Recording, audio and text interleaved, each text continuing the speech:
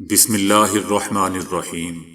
السلام علیکم دوستو، دنیا بھر کی خبروں میں آج آپ سنیں گے، لیکن اس سے پہلے اگر ہو سکے تو لائک اور سبسکرائب کا بٹن ضرور دبا لیں۔ شکریہ۔ G20 اجلاس صحافیوں پر بھاری، میں نے روس کو بڑے حملے سے بچایا، ایلون مسک۔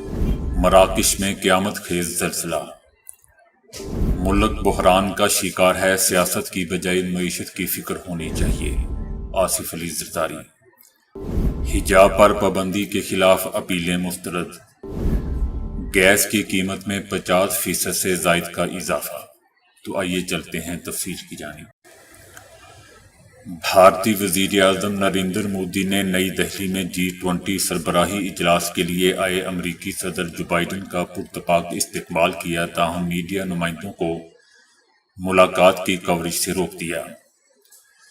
G20 جیسے اہم سربراہی اجلاسوں کے موقع پر رہنماؤں کی ملاقات تک میڈیا کی رسائی کو ہمیشہ سختی سے کنٹرول کیا جاتا ہے، تاہم ایسا شاذ و نادر ہی ہوتا ہے کہ اس پر مکمل طور پر پابندی عائد کر دی جائے۔ بھارتی حکومت کی جانب سے یہ فیصلہ جون میں نریندر مودی کے سرکاری دورہ امریکہ کے بعد سامنے آیا، جہاں انہوں نے امریکہ میں امریکی نامہ نگاروں کی جانب سے ایک سوال لینے پر رضامندی ظاہر کی تھی، جس پر وال اسٹریٹ کی رپورٹر سبرینا صدیقی نے وزیر اعظم سے بھارت میں مسلمانوں پر جبر و تشدد اور انسانی حقوق کے خلاف ورزیوں سے متعلق سوال کیا تھا، جبکہ وائٹ ہاؤس نے امریکی صدر کو بھارت لے جانے والے طیارے میں سوار صحافیوں سے گفتگو میں کہا کہ آزاد صحافت امریکی جمہوریت کا ستون ہے، اور وہ صدر جو بائیڈن کی ملاقات تک میڈیا نمائندوں کی رسائی کو یقینی بنانے کے لیے ہر ممکن کوشش کر رہے ہیں۔ دوسری جانب امریکی قومی سلامتی کے مشیر جیک سلوان نے کہا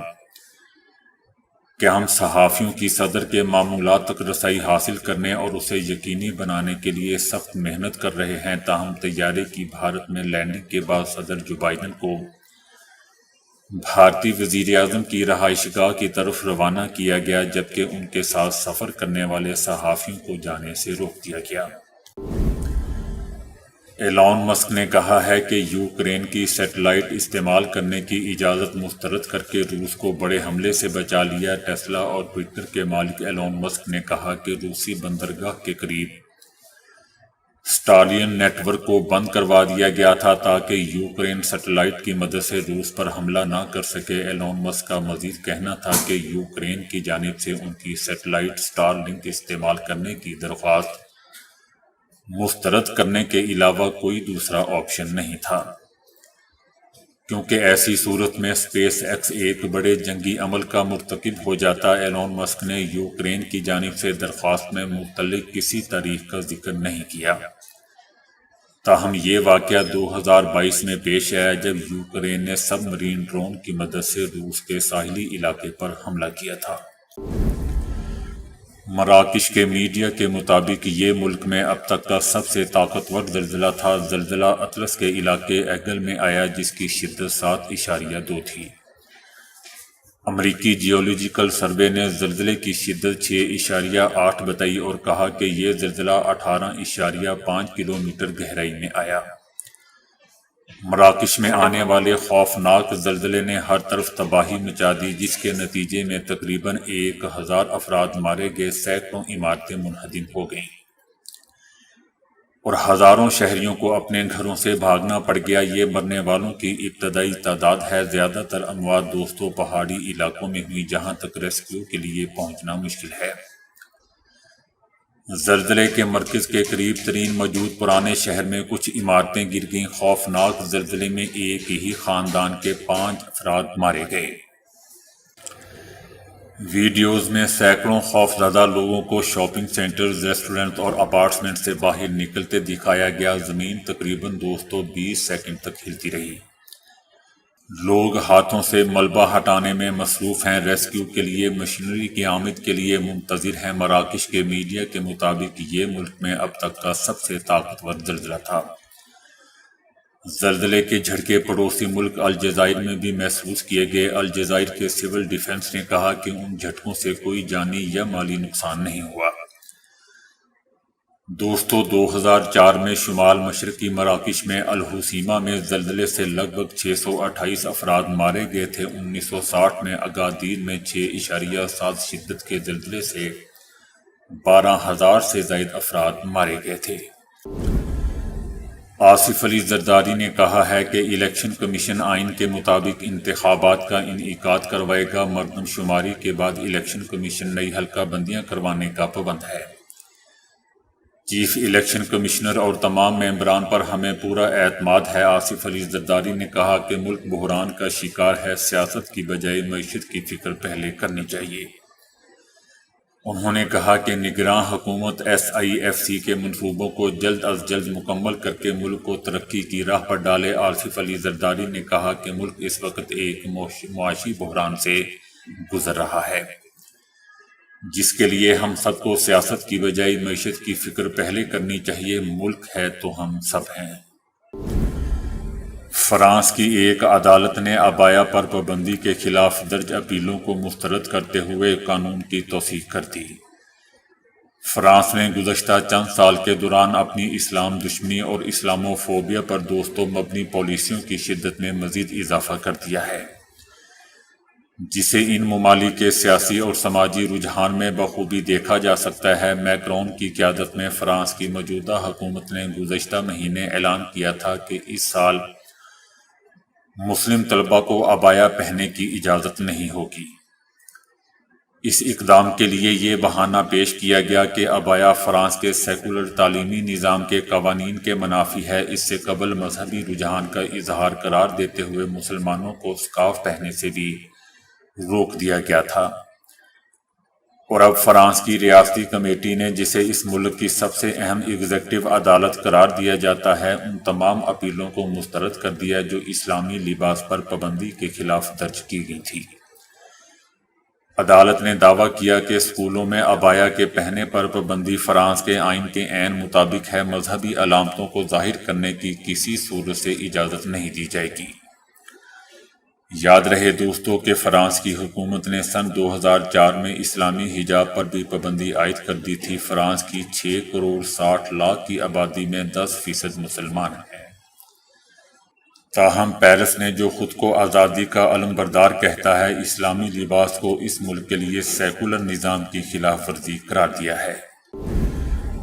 نگراں حکومت نے گیس کے شعبے کے نقصانات عوام پر منتقل کرنے کا فیصلہ کر لیا ہے، جس کے بعد آئندہ ہفتے گیس کی قیمت میں 50% سے زائد اضافہ ہو جائے گا۔ گیس کے سیکٹر کا سالانہ نقصان 350 ارب روپے ہے۔ نقصانات کی منتقلی کے بعد گیس کی قیمت میں اضافہ ہو جائے گا۔ گیس کی قیمتوں میں اضافے سے متعلق اوگرا پہلے ہی منظوری دے چکا ہے۔ اقوام متحدہ نے ایک ممکنہ نئی سرد لڑائی کے بارے میں خبردار کرتے ہوئے چائنا اور امریکہ سے اپیل کی ہے کہ وہ اپنے مکمل طور پر غیر فعال تعلقات کو بہتر کریں۔ اس سے پہلے کہ دو بڑے اور نہایت ہی با اثر ممالک کے درمیان مسائل باقی دنیا تک پھیل جائیں، دنیا کی دو بڑی معاشی طاقتوں کو ماحولیات پر تعاون کرنا چاہیے اور جنوبی چائنا کے سمندر میں انسانی حقوق، معاشیات، آن لائن سیکیورٹی اور خود مختاری کے حوالے سے جاری سیاسی اختلافات کے باوجود تجارت اور ٹیکنالوجی پر مضبوطی سے بات کرنی چاہیے۔ بدقسمتی سے آج ہمارے سامنے محض تصادم ہے۔ ہمیں دو طاقتوں کے درمیان ایک فعال تعلق کو دوبارہ قائم کرنے کی ضرورت ہے۔ ویکسینیشن کے مسائل، موسمیاتی تبدیلی کے مسائل اور بہت سے دوسرے عالمی چیلنجوں کو بین الاقوامی برادری اور بنیادی طور پر سپر پاورز کے درمیان تعمیری تعلقات کے بغیر حل نہیں کیا جا سکتا۔ اقوام متحدہ کا کہنا تھا کہ ایک نئی سرد لڑائی زیادہ خطرناک ہو سکتی ہے۔ امریکہ اور چائنا کے درمیان حریف انٹرنیٹ، کرنسی، تجارت، مالیاتی قواعد اور ان کی اپنی جیو پولیٹیکل اور فوجی حکمت عملی کی وجہ سے دنیا دو حصوں میں تقسیم ہو سکتی ہے۔ دو حریف جغرافیائی اور فوجی حکمت عملی خطرات پیدا کرے گی اور دنیا کو تقسیم کر دے گی۔ تعلقات کو جلد ہی ٹھیک کرنا ہوگا۔ دوستو، سوویت یونین اور اس کے مشرقی بلاک کی اتحادیوں اور امریکہ اور اس کے مغربی اتحادیوں کے درمیان نام نہاد سرد لڑائی دوسری جنگ عظیم کے فوراً بعد شروع ہوئی اور 1991 میں سوویت یونین کے ٹوٹنے کے ساتھ ختم ہوئی یہ دو ایٹمی ہتھیاروں سے لیس سپر طاقتوں کا تصادم تھا جن کے نظریات ایک دوسرے سے مختلف تھے۔ ایک طرف کمیونزم اور آمریت پسندی تھی جبکہ دوسری طرف سرمایہ داری اور جمہوریت تھی۔ اقوام متحدہ کا مزید کہنا تھا کہ امریکہ اور برطانیہ نے آسٹریلیا کو جوہری طاقت سے چلنے والی آبدوزیں دینے کا معاہدہ کیا۔ اب چائنا اور امریکہ کے درمیان مکمل طور پر غیر فعال رشتہ ہے۔ سعودی عرب میں نوادرات کے شوقین ایک شہری نے زندگی کے 33 سال ماضی میں استعمال ہونے والے نوادرات جمع کرنے پر صرف کر دیے، اور اس دوران اس نے 7,000 سے زائد نایاب نوادرات جمع کر کے اپنے گھر کو عجائب گھر میں تبدیل کر دیا۔ جازان اور اطراف کی سیر کو آنے والے وہ تمام سیاح جنہیں اس میوزیم کا پتہ چلتا ہے وہ اس کا وزٹ ضرور کرتے ہیں۔ وہ شہری گھر گھر جا کر لوگوں سے ماضی میں استعمال ہونے والی اشیاء جمع کرتا اور ان میں سے قیمتی اور اہمیت کی حامل اشیاء اپنے میوزیم کے لیے رکھ لیتا۔ اس کا کہنا تھا کہ نوادرات کا پہلا قطعہ جو اسے ملا وہ برچی خانے میں کھانے پکانے کا ایک برتن تھا۔ وہ ایک ایسا برتن تھا جو پرانے زمانے میں استعمال ہوتا تھا۔ اس کے بعد یکے بعد دیگر اسے ایسی اور اشیاء ملتی گئیں یہاں تک کہ آج اس کے گھر میں 7,000 سے اوپر نوادرات موجود ہیں۔ نوادرات کے شوقین سعودی شہری نے بتایا کہ بعض نوادرات اسے بغیر کسی قیمت کے مل گئیں، تاہم بعض کو انہیں بھاری قیمت دے کر خریدنا پڑا۔